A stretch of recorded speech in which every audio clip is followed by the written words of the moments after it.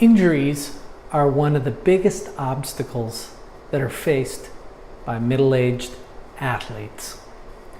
What are you doing to prevent injuries? Or, more important, what are you doing to recover from a hard workout so you can run tomorrow or go to work without hobbling around? I know you've seen those guys. Today I want to talk to you about something that many athletes don't perform regularly, and that's proper stretching. Now, I've been running for over 38 years, and as I get older and work with other middle-aged athletes, I find that when we eliminate stiff, tight muscles and joints, and they become loose and limber, it really helps us in becoming pain-free. Now, there are ways to use flexibility training in a way that will help prevent injuries and make you a better athlete. I'm going to show you a strategy that I use in this video. First, let's just say that you were working with a trainer and you wanted to get stronger. So it would make sense that the trainer would ask you some questions. And what they would do is maybe have you perform a few exercises to assess your strengths, your weaknesses, and your imbalances. And he or she would probably want to identify where you most needed the improvement. And then what they would do is design a program that would be specifically for you to improve these areas so that in the long run, you could reach your goals. So what we should approach, flexibility programs really in the same way. So after completing a brief warm-up, or you can really just perform some stretches that will help identify your weaknesses, your imbalances, and where flexibility needs to be improved. Ideally, as your flexibility improves, so should your performance and your resilience to injury. You could complete this assessment with the help of a trainer or a physical therapist. But for our purposes today, you can start on your own by trying some stretches to see what's tight and which, if any, areas are causing you problems. So as a general rule, if you perform a stretch and you don't feel any tension in that target muscle group or that area, this would be a good indication that you're not too tight in that area. As you continue with different stretches though, you may start to notice which muscles are tight and which muscles aren't. The muscle groups that are especially prone to developing tightness, especially for middle-aged athletes, are calves, quads, hamstrings, and then your hips and your groin area. So what I'd like to do now is show you some basic stretches for each of these muscles. So prior to performing any stretching, we'd like to do a short warm-up. I'm going to do it here on a treadmill, but you could do it on an elliptical, or you could just do a very easy jog someplace. But you want to try to warm your muscles up by doing some kind of exercise. First is the calf stretch. Stand leaning against the wall with both hands. Put one foot in front of the other as shown. Keep the back foot pointing straight ahead and the heel down and your knee straight. Shift your weight forward by bending the front knee and hold. Feel the stretch behind the knee and down the back of the lower rear leg. Repeat, but this time with the back knee bent as well. with your heel still on the floor and hold.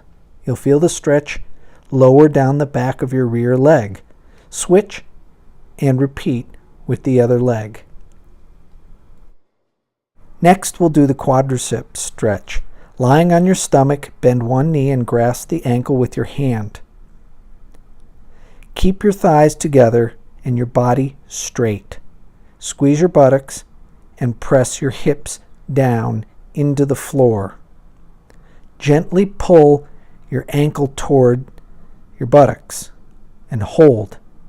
Feel the stretch across the front of your thigh. Repeat with the other leg. Now, as an alternative, you can do this stretch standing up. You'll just pull on your foot. I recommend standing next to a wall or something that will help you keep your balance. The hamstring stretch is when we're going to lie on your back with your legs straight. Bring one knee toward your chest so the hip is at a 90-degree angle. Clasp both hands behind the knee to keep the thigh stable and straighten the knee as far as possible. Keep the ankle flexed toward the knee. Keep the opposite leg straight unless you experience back pain, and just hold it. You'll feel the stretch in the calf, behind the knee, and in the lower part of the thigh. Repeat with the other leg.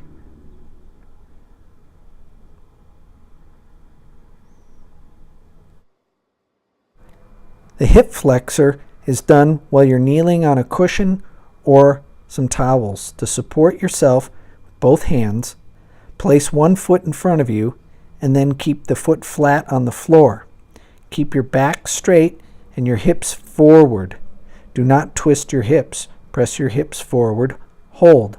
Feel the stretch across the front of the hip of the leg that's behind you, and repeat with the. The lateral hip stretch is done by lying on your back with your legs straight. Then lift one leg up and bend the knee so that the hip and the knee are both at 90-degree angles. Place one hand on the knee and the other hand on the lower leg. Gently pull your foot and knee toward your shoulder, rotating at the hips slightly as shown. Hold. You'll feel the stretch at the outside of your hip. You can repeat this with your other leg. As an alternative, you can try bringing up your knee and then pushing back on the other knee. Just go slow and hold the stretch. You'll feel it, trust me. This is a really good stretch for the outside of your hip.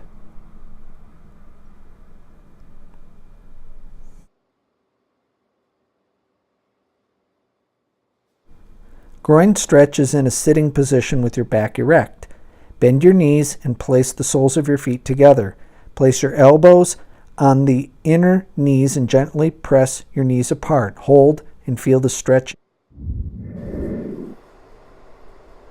So our goal is to ensure that we have a balance of flexibility between the front of our body and the back of our body. Also, the left side of your body and the right side of your body. It makes sense, doesn't it?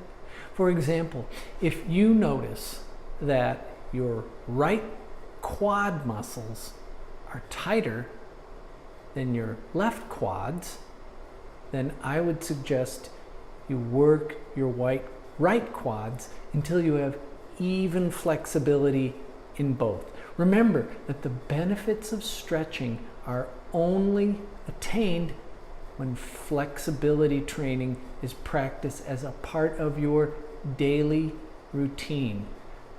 And that extends over a period of time. You see, flexibility training will help to prevent sports injury when it's used correctly. Performing one or two stretches, though, randomly isn't going to help, nor will completing the same stretches over and over. You see, the bottom line is you're going to get the most benefit when you include a wide variety of stretches in your daily healthy routine. Consistency is the key here. And you want to have a greater range of movement, and you want to feel more fluid and relaxed, and ultimately have a body that is less susceptible to muscle strains and pulls.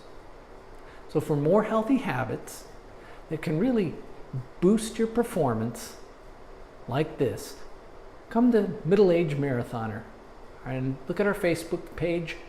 You can like it, or you can visit middleagemarathoner.com. Thanks, and have a great day.